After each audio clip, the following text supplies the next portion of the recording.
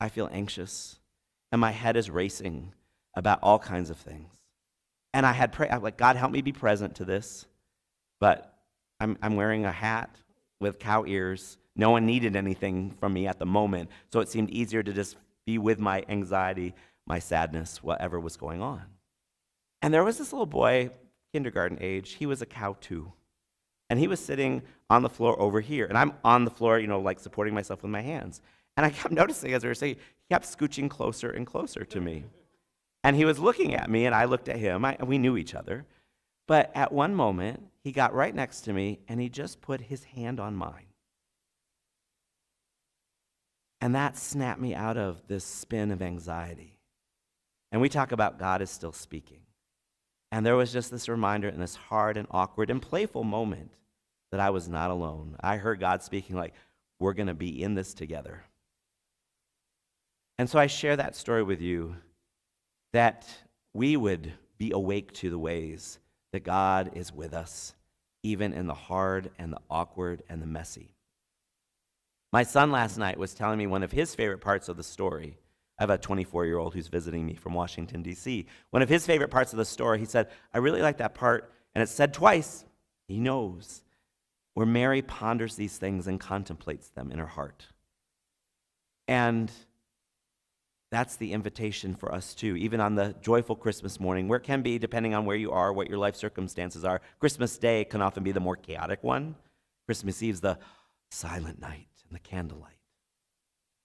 But I invite you, even if you can't do it quite today, tomorrow. But give yourself some time and space to contemplate, to be like Mary and hold these things in your heart, to be awake to and more attuned to all the ways that God is present, all the ways that God is still speaking, all the ways that gifts are given in every moment, and you, in every moment, can be God's gifts to others, and that we all live new life stories. Amen.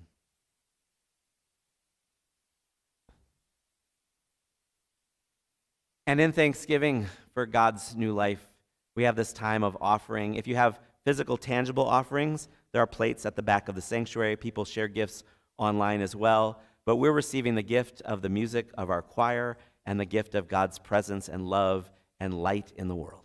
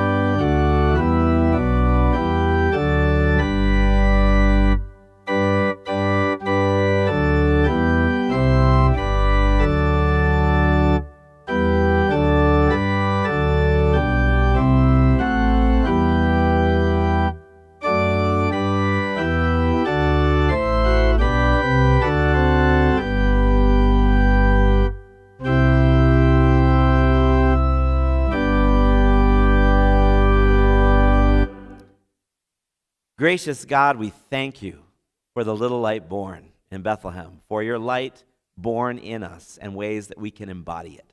So we dedicate our gifts and ourselves as givers to be your good gifts, bringing more light, justice, and hope alive in the world.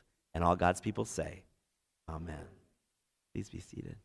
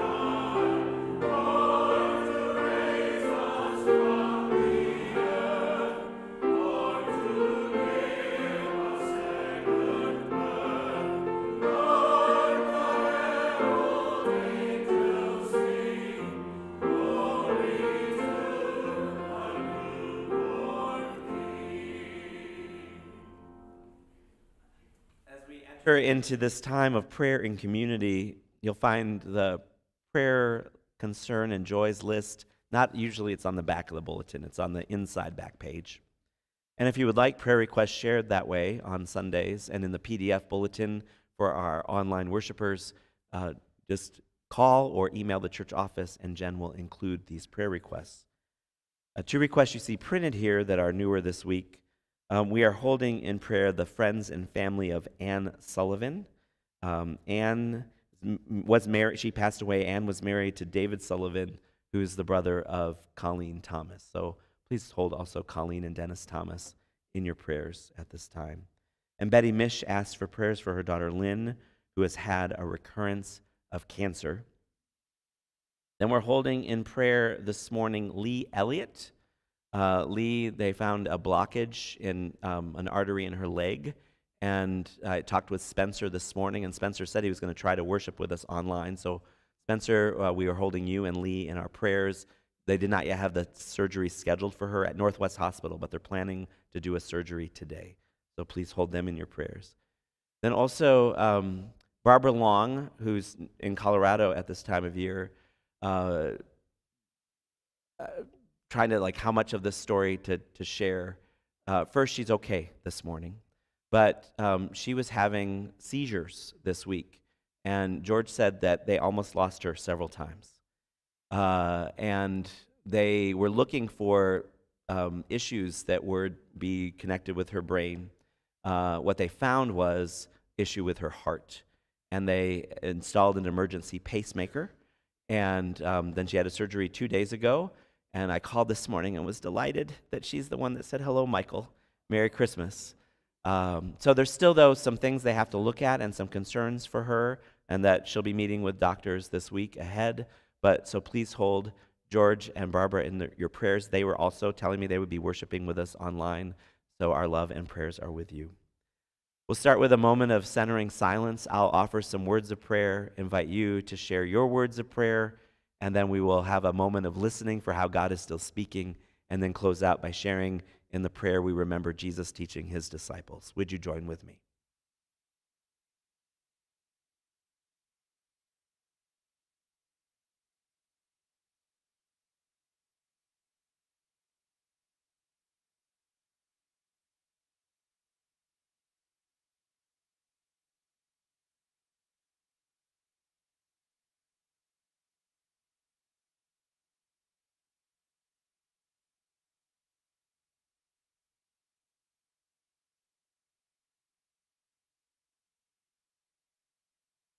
Gracious, loving God, thank you for light. Thank you for healing. Thank you for hope. Thank you for gifts of peace and forgiveness. Thank you for the gifts that you've given us in every time and place. Thank you for the gift we know in Jesus and the story that we share this day, this morning, of new life born in hard and challenging and messy circumstances. Just like life can be hard, challenging, and messy. So God, we thank you for the ways we've known healing and goodness, ways we've known recovery and redemption, even in our hard and messy places. And there's ways that we and people we care about and people we don't even know, but we care about them because they're your people who are in hard and messy and difficult places. So we thank you that you are the God who invites us to bring all of it, all that's on our hearts and minds, all of ourselves to you. We lift up specifically today the friends and family of Anne Sullivan and those grieving her loss. For Lynn, healing around her cancer that's recurred. For Lee, who may be in surgery even as we speak, but guide the doctors and medical team working with her today and bring healing and peace for her and peace for Spencer. And thank you for the wise ones who diagnosed correctly what was happening with Barbara, for the surgery, and that she and George are celebrating what they were calling their Christmas miracle this morning, and be with them in the journey ahead. Thank you for people to care about. Thank you for the world that you so love, and we take time to lift up the prayers of the people close by and people far away, asking for help, giving thanks for help received. Hear us now, whether we speak these prayers silently or aloud. Help us to trust that you receive us and everything that we bring.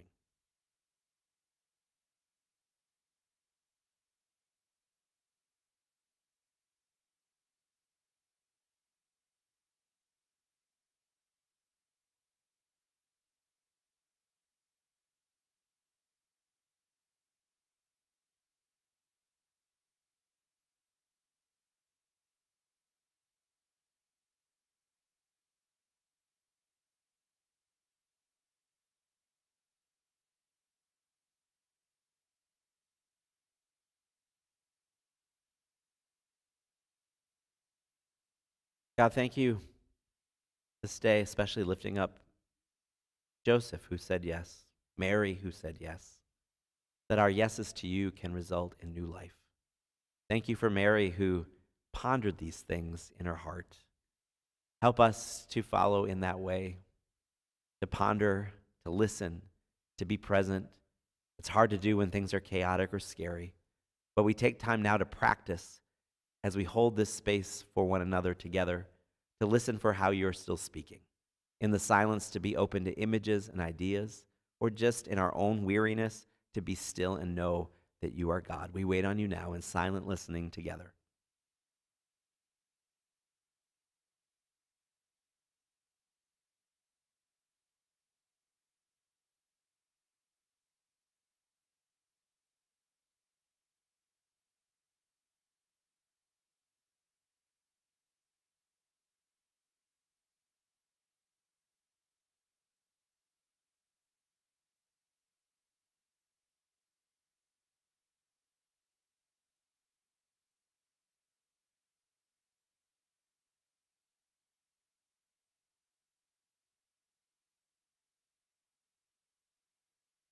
God, thank you for the people with us online, for the people sitting in front of us, beside us, behind us, for reminders that we are not alone, that you are in our midst. Thank you for the embodiment of this truth that we know in Jesus, who taught his friends and followers to say to you this way, praying, "Our Creator, who art in heaven, hallowed be thy name. Thy kingdom come, thy will be done, on earth as it is in the heavens. And give us this day our daily bread, and forgive us our sin as we forgive those who sin against us. And lead us not into temptation, but deliver us from evil. For thine is the kingdom and the power and the glory forever. Amen." Our closing hymn you'll find in your bulletin, Go tell it on the mountain. Before we sing, I forgot to say this at the beginning of the service. When you read your email for your church newsletter on Tuesday, you will see details about a concert that's happening here on Thursday this week. So an opportunity, and some of the people involved with that concert, you heard singing right up here. So check that out, and hopefully some of you will be able to return on Thursday evening for that. So let us, though, now together sing, Go Tell It on the Mountain.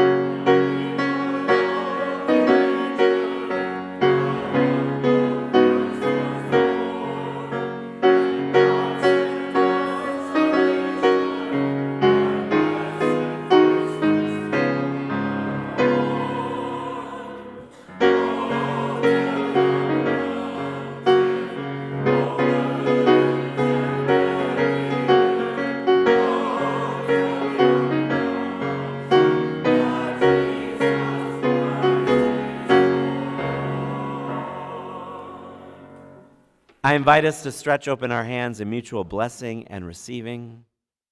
With our lives, with our actions, and with our words, go tell it on the mountain, the hills, the washes, the shopping centers, those of you online, the deeply frozen lakes, the subways, everywhere. Embody this light of Christ. The world needs us. The world needs this gift. Be God's gift. Let all God's people say, Amen.